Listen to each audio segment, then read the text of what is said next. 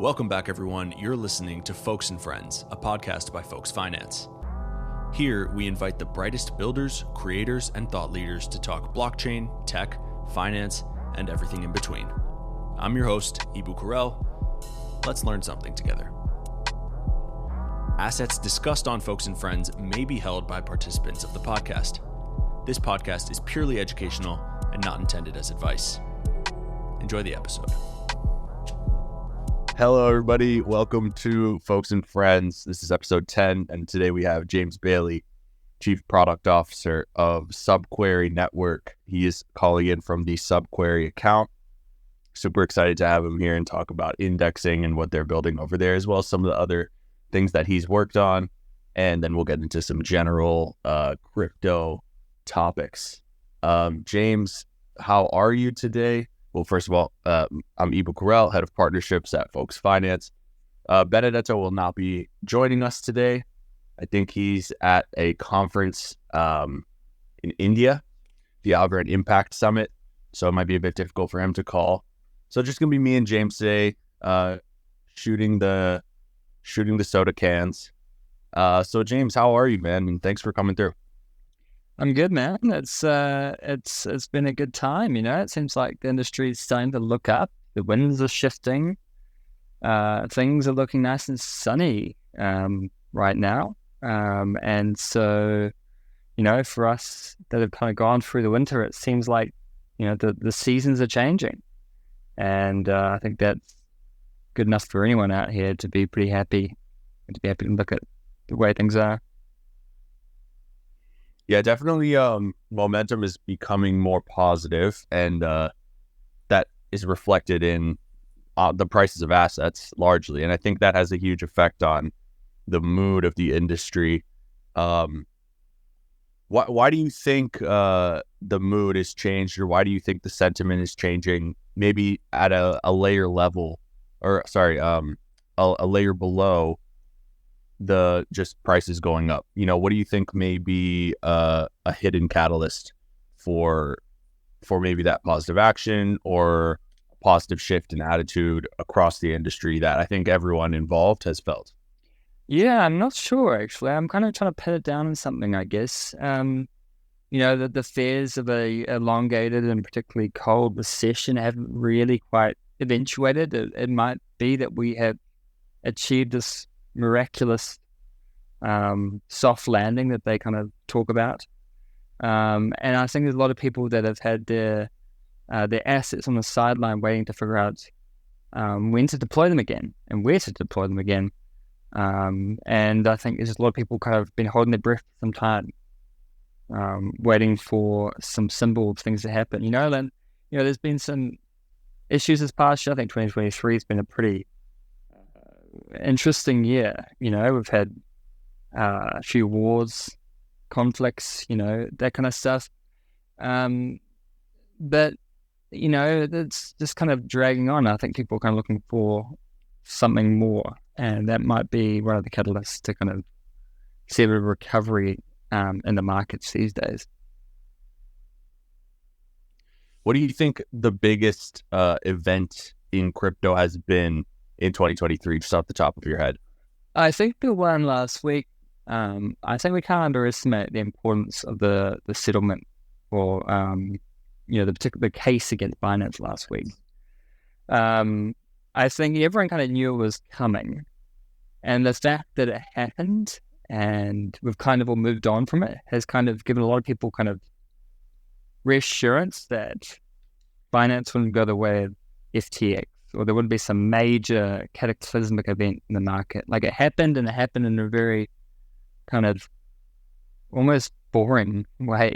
Even though it was a huge event where, you know, CZ stepping down and Binance pleading kind of, or making a settlement deal with the US, it's kind of shown that, you know, if you deal with US dollar, you are not immune to the prosecution by the US authorities, regardless of where you operate or work, anywhere in the world.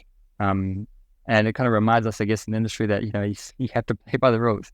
Even if you're registered in some far-flung geography, you have to play by the rules. And I guess it's another, you know, someone told me, a wiser man than I, said to me that potentially we can look at this as like the US clearinghouse of people they think have been a bit naughty. And once they kind of clear house of all these shady people, they might start being more open to crypto, right? They might start approving, or the SEC might start approving various ETFs and other things regarding crypto, and we might see a bit of a renaissance. So that might have also driven it a little bit. Yeah, the blockchain industry in the United States right now it's on ice. That's the best way to put it, because it's not been killed. It's pretty much been allowed to be the same as it's been.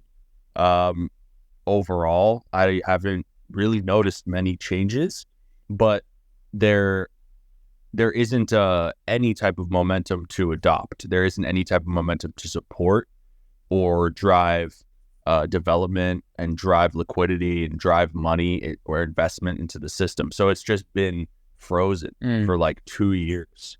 And I think that's radiated throughout the world as well because of some of these big moments that, many people anticipated would come at some point, like Binance being litigated or settling for that. I think it's a really interesting time. Let's get into that later in the episode. I didn't even give you a chance. First, please, James, introduce yourself to the audience. Tell us a little about yourself and how you got to this space today. What's your journey as you started in blockchain, and then as the years have gone on. Yeah, no problem. We can shoot some cans later. I'm going to start. My name's James Bayley. I worked for a project called Subquery. We're a data index, and I'll kind of talk a bit more about that later. I'm from New Zealand originally, which might be why I got a weird accent. But I live in Singapore at the moment. It's a bit better time zone wise with the rest of the world. I've been in crypto for a few years now. I think I first entered in 2018 as a developer for a kind of a decentralized messaging team.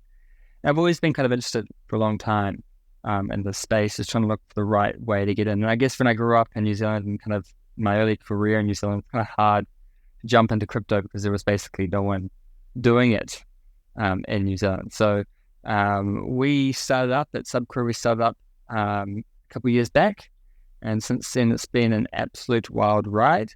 As I think many teams in Web3 can attest to, it's been a thrilling kind of fast-paced, exhausting process over the past few years. But it's all part of the learning experience. It's all part of the fun. Yeah, definitely. Tell us about Subquery. Tell the audience what you guys do over there, what you guys are trying to provide and build. Yeah, no problem. So essentially, we're a developer tool, and I try to make this as simple as possible that people can understand. But we're a developer tool that most teams, including folks finance, use behind the scenes to power the applications. Now, there's a big challenge in Web3 and blockchain and building dApps on blockchains, especially decentralized applications. And that is around data. Now, if you characterize the biggest, most successful companies in Web2, the likes of Facebook, Google, Amazon, I think you can find common ground in all of those examples and many more in the way that they can process and manage vast amounts of data. Managing huge amounts of data for machine learning, for data analytics, for customer sentiment analysis, all that kind of stuff is critical to growing a business. And it's the same with Web3, or we believe it's the same with Web3, right? The success of applications in this space is distilling a vast amount of data that's stored on the blockchain into a excellent user interface that allows users to interact with, engage with, participate in what's happening on those blockchains, what's happening in Web3. And so there lies a problem, which is that Web3 in general and blockchains in general, they have long been developed, and they're very kind of new technology, but they've been developed specifically to focus on consensus and verification, solving the double spend problem, for example. And for a long time, data, or the data availability problem, has been a kind of an afterthought. Now, Subquery is designed to kind of solve that. Think of it, for example, data on a blockchain is stored in a really horrible way. A horrible way when you're building a large-scale, complex application. Let's say you're building a DeFi protocol where you want to list out a list of historic trades that any particular account has made. So, as a very simple example, you'd probably, any kind of exchange you've gone to would be able to show you the list of exchange trades you've made. Even Folks Finance would be able to show you this. The problem is, Web2, you can't only just ask the blockchain. You can't only ask the blockchain, give me the last 10 transactions or trades that I've made, because the data is not stored that way. The data is stored over blocks, and so the only way that you can kind of get that information directly from a blockchain is by scanning back through each block sequentially. So it's kind of like asking a paperback book, to give you the last 10 pages a specific character appeared on. It's very difficult. The only way you can do it is like scanning back through the pages or scanning back through the blocks. And so that is where indexes like Subquery come in. Now, an other indexing process is a process by which a application or a bit of software scans a blockchain and extracts the information that you need or you want. In this case, it's trades by any account on this particular contract or this particular application, and saves that information, saves that data in a more performant way. And that's essentially what Subquery does in a nutshell. We're an open source data indexer that works across any blockchain, including Algorand, and saves that data in any way that you need. So if you're wanting to save historic trades, you could index anytime there's a trade with your particular smart contract or any kind of contract that your contracting creates. I want to take that trade. I want to save, who made it, the time it was happened, the block ID it happened, the transaction ID, and the price and the details of that trade, of course, and save that in a more performant way.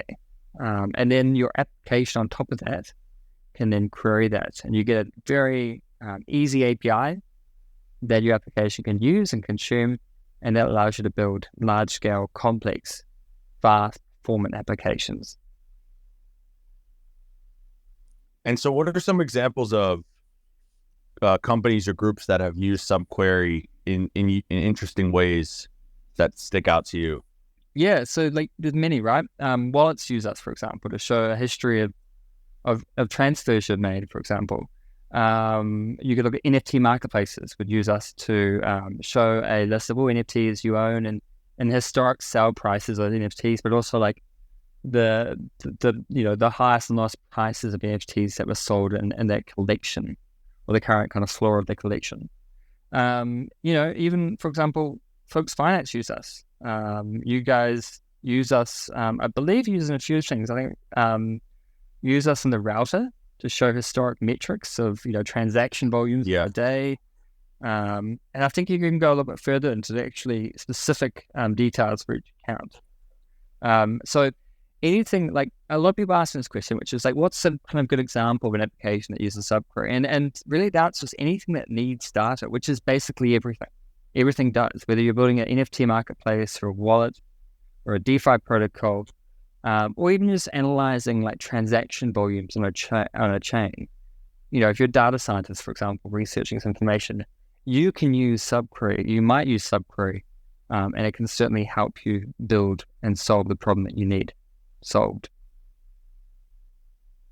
Well, as blockchain becomes adopted further, and I believe you and I probably share the same view that blockchain is on a path to mass adoption eventually, though the applications and the channels that it will get there through are still unclear.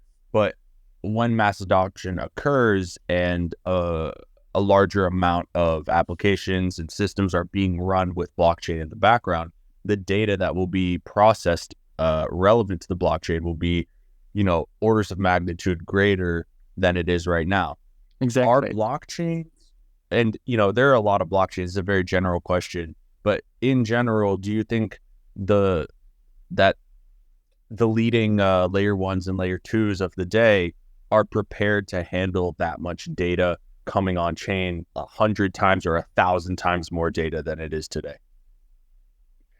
No, I don't think blockchains, and I think everyone in the past has kind of focused on transactions per second, right? It's like a vanity metric, and it's a really important one that we've kind of optimized for in the past few years. Everyone, I think it began with Solana kind of being very vocal about this, and even every new kind of, if you go to a new layer 2 or a Cosmos zone, they all talk about their TPS throughput.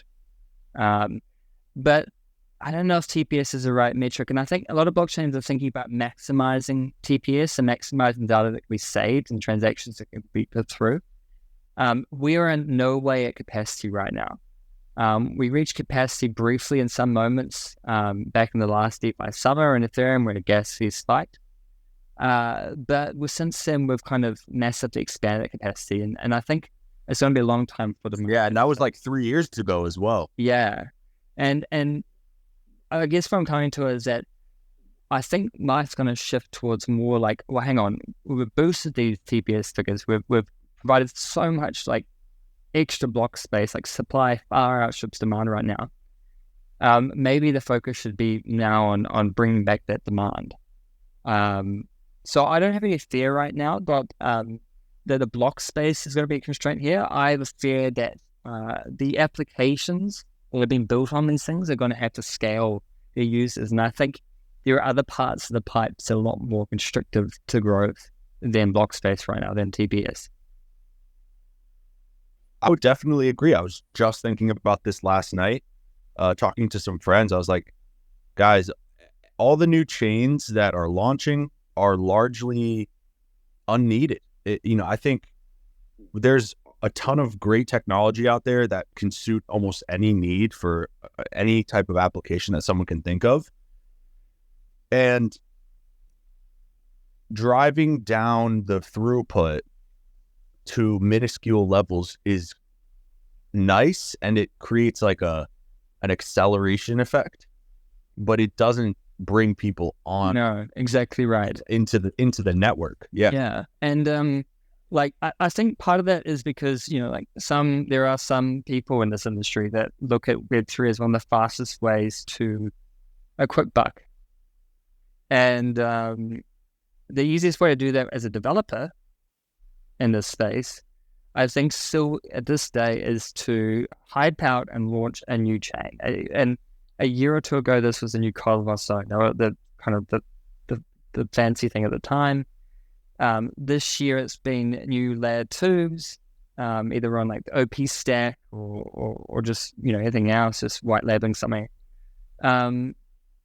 And I agree, right? Like it's people kind of just, I think it's partly driven because it's the easiest way to raise a ton of money and to have a liquidity event quite early. But you're right. What we need as an industry next is not new chains, it's not new block space. It's applications that drive the demand. And that's one thing I like about Folks Finance, is that you guys have really taken the approach of, let's provide the tools and the knowledge and the information to really unlock and make DeFi available to the masses. You have tools as well that, obviously focused on high-end expert traders that know everything about everything already and live and breathe this stuff. But we also need to bring on more people, and we need to, one concern I have, I guess, I don't know if you share this, but there are people in the know in Web3 that have been here for years.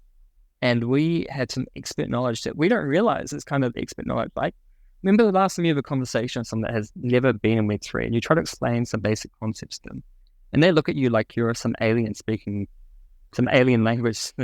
Yes. And there's this gulf, there's this divide kind of occurring and growing wider and wider as we go on.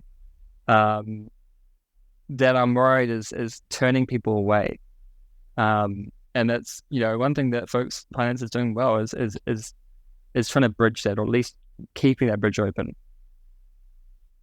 I 100% agree with that. I actually made a joke tweet yesterday about crypto Twitter people like finding it impossible to not use as many like high technology terms and buzzwords in their posts as possible. I completely agree. I think it's it might be a product of the bear market, because in the bear market, all the casually interested people kind of dissipated and went and, back into their lives and kind of dropped crypto. And now we might be starting to see those people come back. But in those 2.5 years or so, the past 2.5 years, those who were very dedicated remained, and the terminology actually advanced like a lot during that time. There's a lot of new terms, a lot of new things to consider, and those of us who stayed in the space and naturally learned all those new things are up to date with all that information. But then you try to explain that to somebody who is just coming in and they don't know. And so I think there's almost like a unnecessary badge of pride that a lot of crypto people take by like, trying to rattle off as many terms as possible in the shortest amount of time and make themselves seem smart. And it's like, you can have all that knowledge, but if you can't actually explain it to anybody, it's not useful.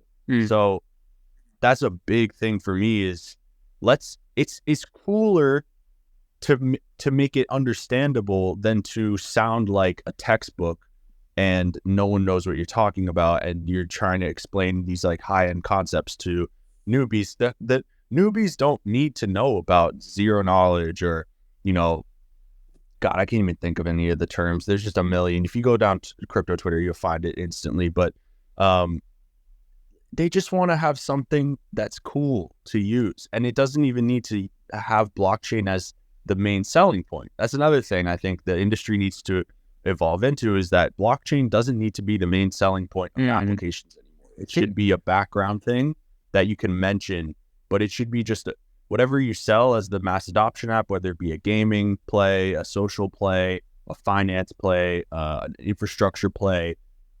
It should be first and foremost, the focus should be on the utility of the tool, and not that this is blank with blockchain.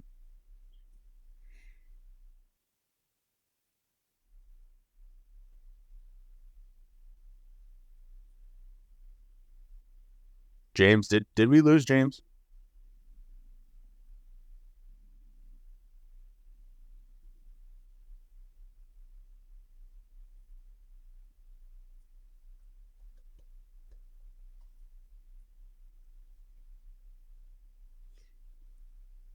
I'm sorry, I just lost you there. Oh, okay. What was the last thing you heard? I lost you for a second too. Hello? Sorry, audience, technical difficulties.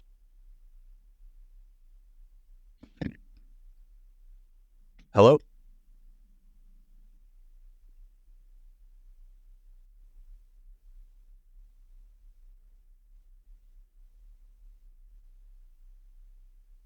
James, can you hear me?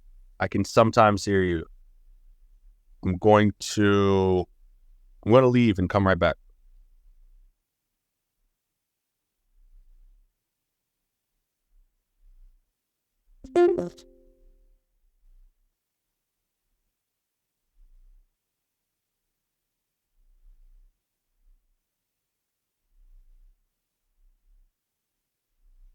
Hello, everybody. Hey, everybody. Sorry for those technical difficulties. Just a minute. We're going to get James back in here and continue the conversation. Super.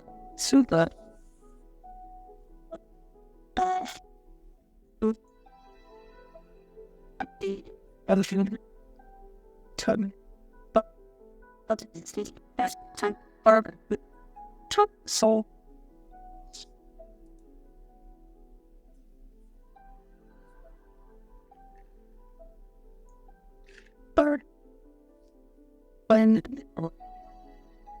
sorry about that, guys. Hello. Yeah. Sorry about that, man. I think my Wi-Fi just died, and I'm like in a cave in the house. So like, No problem. No problem. The cell reception just took a while to kick in.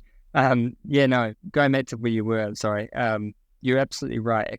It almost were like it's like imagining we're back in like early 2000s and we're just building like all the kind of protocols of the internet, and the new internet, this big thing. There's a bunch of people selling some snake oil through like pets.com and raising a ton of money. But there's a bunch of us kind of building these kind of under the hood technical pieces, these building blocks of the future. And, you'd turn people off if we do start talking around and talking in just like acronyms like, bro, how's your TLS protocols going? I'm pretty sure that our handshake's going to be way better than yours. Like that kind of like, it doesn't really solve anything. And I guess 20 years later, we look back and no one really cares about all the underlying things like internet. Obviously we know that internet runs a bunch of libraries and protocols and under the hood stuff, but we don't really care about that. No one sees that day to day. Like I've never really thought about, these basic building blocks and these libraries and these protocols and these languages that our internet runs on. All we care about is these applications that we use and the websites we visit and the things that we do every day on top of it. And so this focus needs to shift back from kind of bragging about, technical improvements or users can use. Yeah, definitely. Do you remember back in the mid 2000s, cell companies, there were multiple cell companies, Verizon, Sprint, AT&T, all competing for coverage, speed, these various statistics.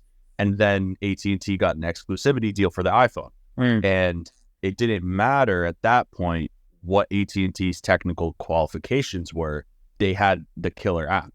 So I think it's going to be a bigger flex for an L1 or an L2 to have a killer app than to say we're the fastest and we're the, this and that. I think those things are just almost papering over the cracks because there is no killer application in blockchain yet. Not yet, no. And we've seen a bunch of things kind of come through, right? We had the DeFi summer, we had a bunch of NFT stuff a while back. We're kind of in a social fi renaissance right now. But you're right, there's been no killer app that kind of landed and resonated with the average Joe yet. What do you think is the most, in your opinion, the most likely category or vertical to be to reach, mass adoption first? And, I'll rattle off some for you. Of course, there's DeFi, there's classic NFTs. Classic NFTs would be the NFTs of 2020 and 2021, PFPs and the such, gaming, social, real world assets, and you might be able to think of some other ones. What do you think in these categories will be the first to reach 1 million users or 10 million users? I think there's one thing that Web3 has proven itself to be kind of superior to the normal world.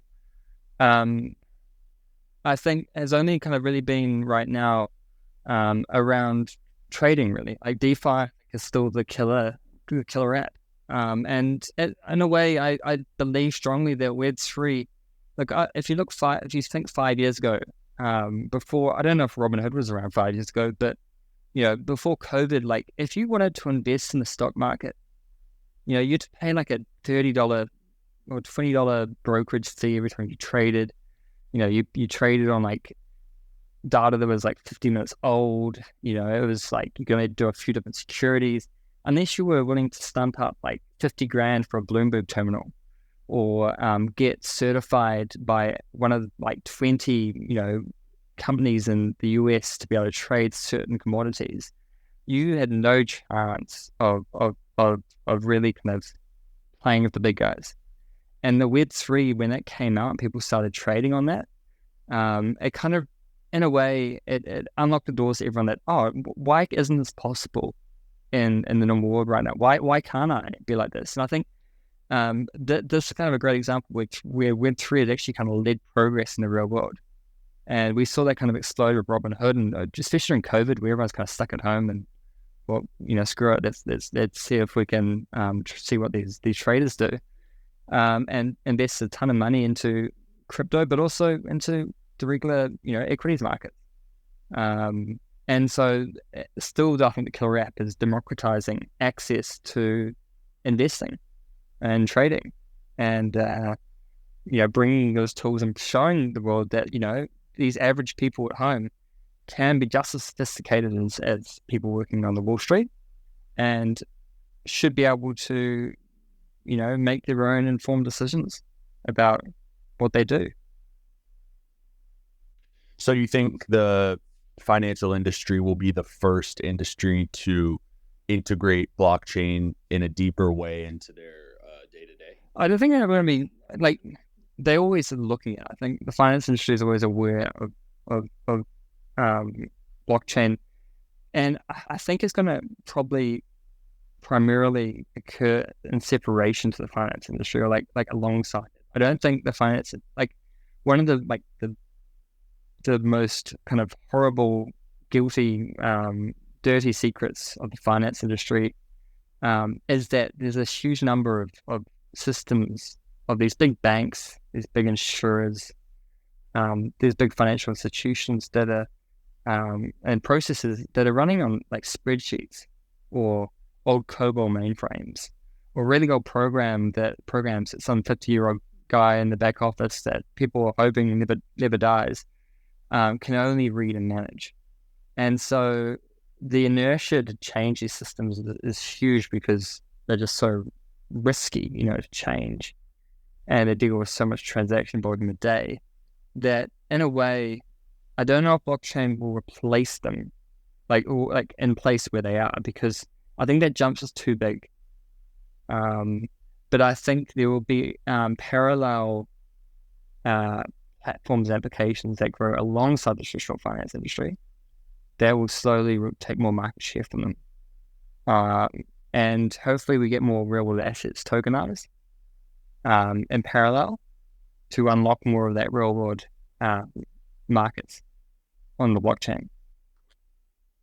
Yeah, they develop it alongside, it kind of gets up to speed, and then possibly there is a somewhat transition onto the DeFi infrastructure from some of those extremely antiquated systems that traditional finance institutions run on.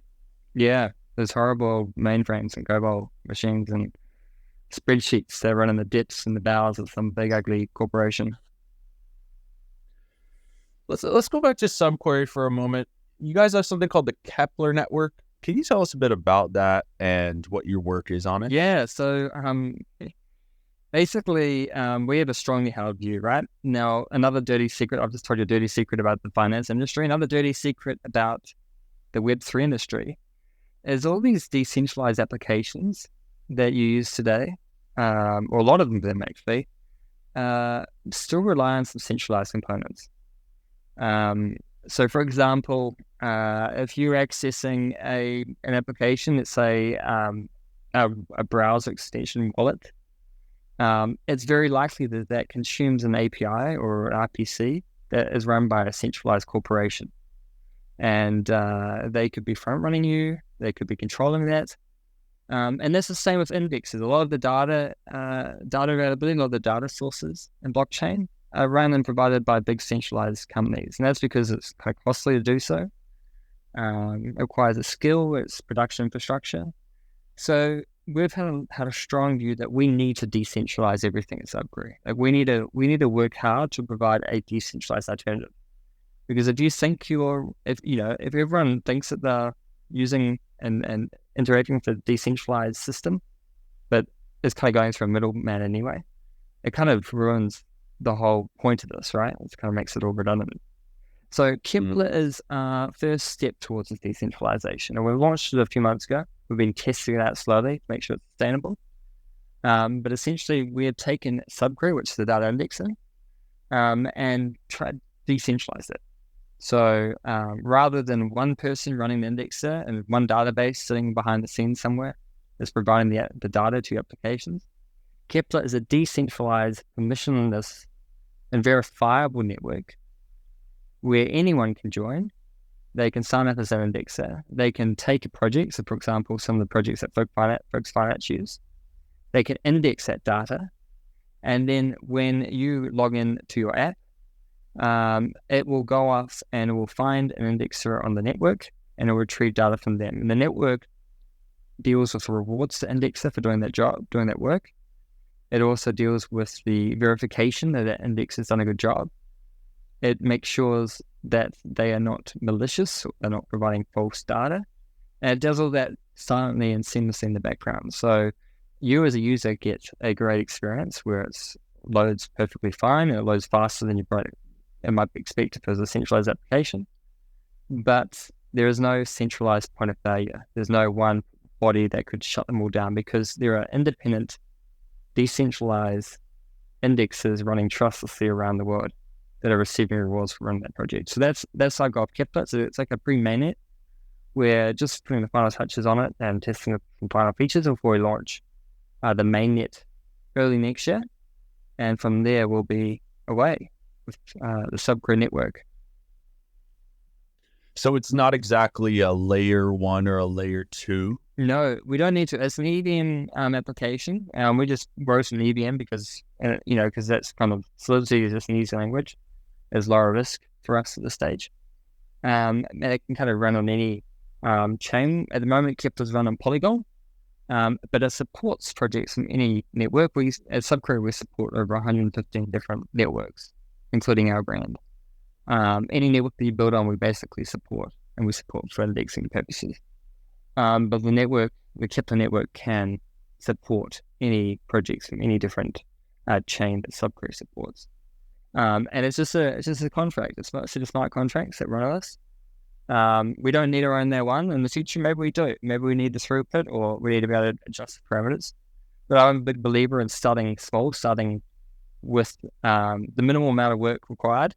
Because if you're trying to rebuild everything or rewrite everything or start from square one for everything, it's going to be a lot harder to do that.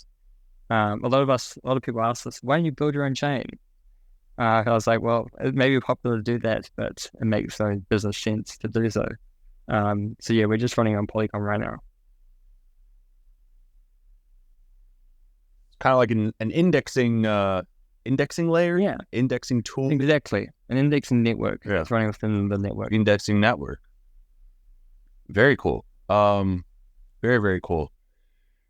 So you mentioned the layer 2s again. Do you think every blockchain that's being launched will be able to find a niche or an audience to use them if even the biggest players are still trying to find their fit? Or are you worried about the state of the potential oversaturation of networks, which may lead to a dramatic unwinding, in a few years, similar to how we saw a lot of NFT projects and tokens come out a few years ago and led to a large unwinding, as well as a lot of centralized exchanges? What do you think about the product market fit of all these networks coming out? Do you think it's probable that they all find a home and they all find some way to stay alive? I think it's been both, right? I think you're kind of right in terms of there is some saturation in the market. Algorand, for example, has put a lot of focus into high performance, but also bridging that divide between the real world and the Web3 world. Algorand, probably more than most chains, has done a lot of work in terms of their aspect. And so I do think it's important that these chains find a niche. I love seeing another new day where a new DeFi focused high TPS layer 2 rollup comes up. It's like almost every day at this point. And yes, there's some saturation at some point. I think that happens in every market though. Every new emerging market. It's just simple economics, right? There is a bunch of providers that start up. I think back to like when scooters, like electric scooters, for like micro mobility, first took hold, and there were so many scooters and they're listed everywhere. Everyone was like got cheap cash, bought a ton of scooters, and chucked them down, and 4 or 5 years later, there's kind of only a couple left over, and you've seen some consolidation in the market, and that will happen, I'm sure, on blockchain and Web3, no doubt about that. So I do think it's important that you either get to scale quickly or you find your niche. You mentioned the speed at which, new blockchains are launching, which is faster than ever. It seemed a few years ago that it was a big undertaking to launch a new blockchain, and I'm sure it still is.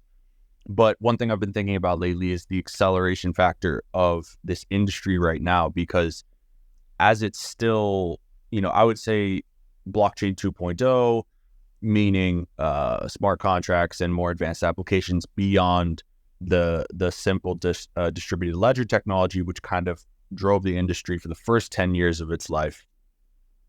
We're at a point now where, as the amount of developers increases, as the amount of published apps increases, as the amount of hacks increases and audits, the reliable smart contracts and the reliable tools are becoming clear, and therefore developers are able to, and projects are able to essentially drag and drop more and more aspects of crypto projects into their own projects. So things that would have been a whole protocol before, such as a DEX, are now simply just one small aspect of a larger DeFi protocol, like on Folks Finance. Like Uniswap was revolutionary when it came out, and now if you launch a DeFi app, it's not even that difficult to include a DEX, and you can just use the API or the SDK from a different app, or you can make your own with your own contracts. There's a lot of evidence out there. NFT marketplaces as well. There's a lot of tools you can consolidate them all together. But that's a great example of the maturity of this. Yeah, go ahead. Right. That's the perfect case in point, that proving that, like this last bear market that we're just emerging out of right now, maybe the liquidity's left and the retail investors have kind of moved on for a bit, but people have continued building, and we're starting to see the maturity come through where it is now far more easier to build on Web3 and blockchain than it has ever been before. And a part of that is the maturity of the chains that were built and stability of these. Part of that is the education of like how to build in Web3. We've been through a few different cycles of building applications. We've seen some mistakes and pitfalls, but a big part of that is the modularization of this industry. And it's the same that happened in the industry years ago. Right now, you and I would never imagine, if we're building a marketplace online, we'd never think about, building a new credit card processing service. You use Stripe or PayPal. You'd never think about building a marketplace even. You just use Shopify or something, like there's all these building blocks that make life so easy. And we're heading that way with Web3. It's the maturity of the industry coming through and proving itself. And so maybe this next cycle, even though, yes, people are taking advantage of that by launching a new chain every day or every week, and it's a bit kind of, just cyclical at the moment in terms of everyone's coming up new chains all the time. We probably will start seeing that come downstream where people realize, well, hang on, there's enough change, there's enough block space, let's focus on the users. And it is hard. It's hard to do that. We both of our project kind of focus on end users, but it's what this industry needs. Yeah, I definitely agree. The building blocks are there to start bringing things together. It's exciting. Still, one major thing that needs to be addressed is the onboarding of new users, especially in relations to potential decentralized ID solutions. We need a way to bring users on chain without having to rely on Web 2 standards like an email. What do you think about this issue? Do you think it's something that can be solved soon, or do you think we're still a ways away from potentially bringing people into the blockchain space as easy as getting a phone number, which is obviously mostly anonymous and pretty simple. Currently, the wallet onboarding process is still way too much for 99% of people. And it's the biggest barrier. I think, if anything else, the wallet process, dealing with wallets and secrets and the keys is still by far the hardest. And the problem is, real quick, is that It's the biggest barrier, and it's the first step. Yes. So Exactly the biggest barrier to enter the world of crypto and DeFi and blockchain is the first step. That is just like an obvious major issue. But just please go on. So I completely agree, and I think until we solve that, we're a long way away from everything. And there's a few different, I think there's 3 different approaches people kind of looking at.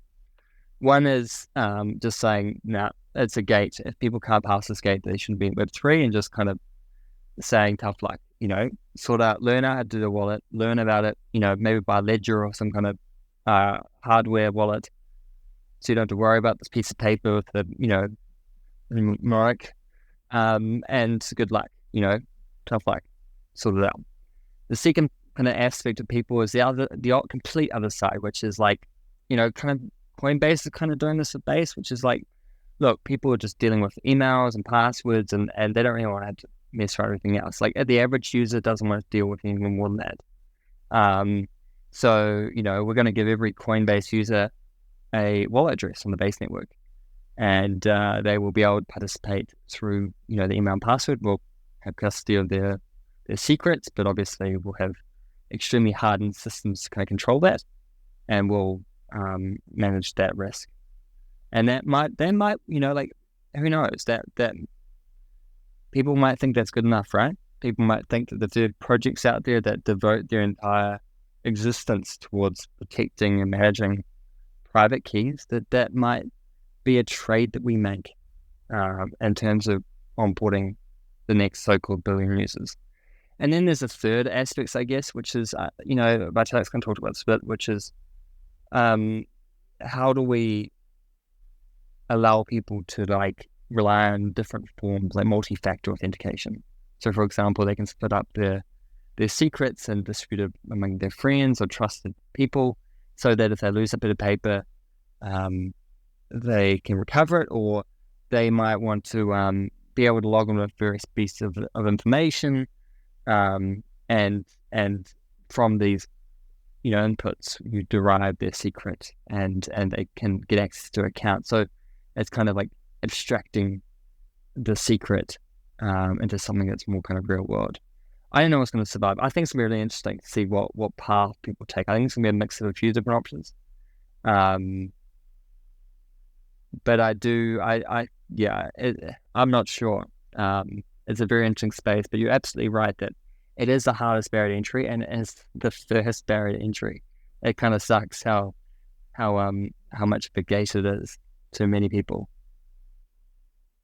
Yeah. And like you said, some companies are trying to address this already. You mentioned Base. I wanted to actually bring that up. What are your considerations and thoughts on these pseudo centralized chains connected to a centralized exchange, but then they create a DeFi landscape, DeFi ecosystem?